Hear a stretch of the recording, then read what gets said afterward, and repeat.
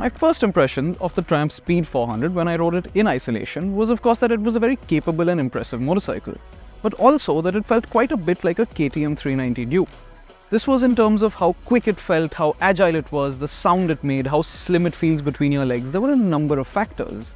And so, to see just how similar the two bikes are, we've got them and tested them back to back. And actually, they're both very distinct bikes with unique characters and personalities, and our testing threw up a few surprise results.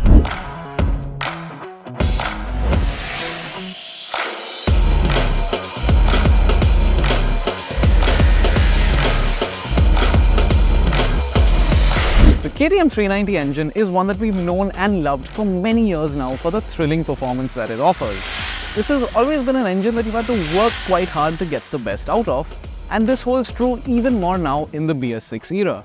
Ride these two bikes back to back and the KTM actually feels quite lethargic and gutless low down in the rev range.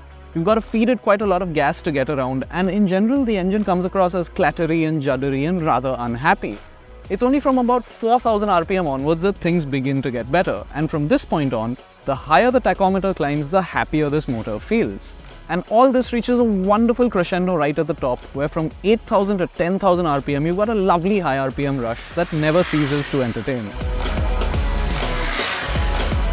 It's a very different story with the Triumph's motor. You don't get a high RPM rush like you do on the KTM, but what this engine is about is tractability and mid-range.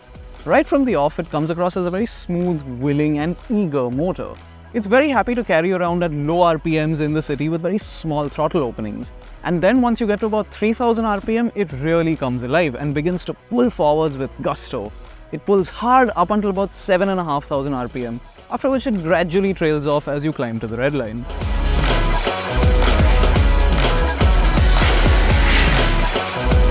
The KTM still has a slight edge on the spec sheet. It's a little more powerful and a little lighter. And so, when you go chasing flat-out acceleration, this is still the quicker bike here. Over 1 second quicker to 100 kph. In fact, the KTM is quicker to 100 than the Triumph is to 90.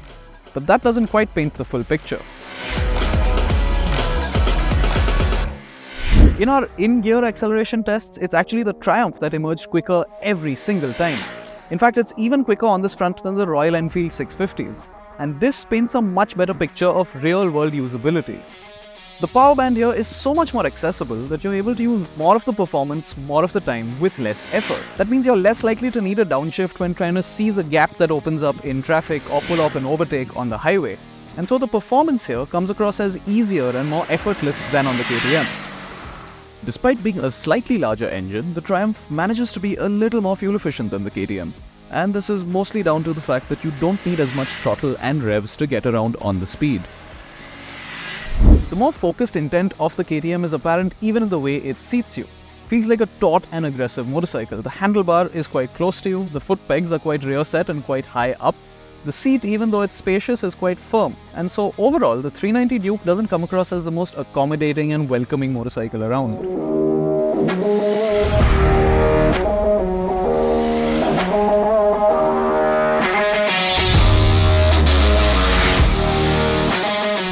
Jump off the KTM and onto the Speed and you immediately notice how much more space you have here.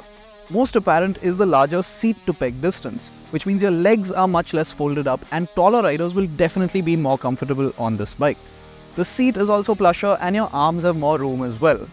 That being said, the position here is still just about sporty enough to keep you engaged when you want. What will also keep you engaged is the lovely chassis package on the Speed. Show it some corners and it's a very willing playmate, with the wider handlebar offering more leverage and lighter steering than the Duke. Handling is very predictable and easy, and backed up by an excellently judged suspension setup that keeps the bike composed at all times. The slightly soft setup is also wonderfully supportive of hooliganistic behavior, and you might find wheelies and bunny hops creeping into your riding habits.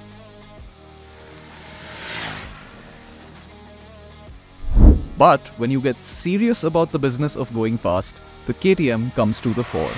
There is a sense of being tuned into the machine. It's very communicative about everything that's going on.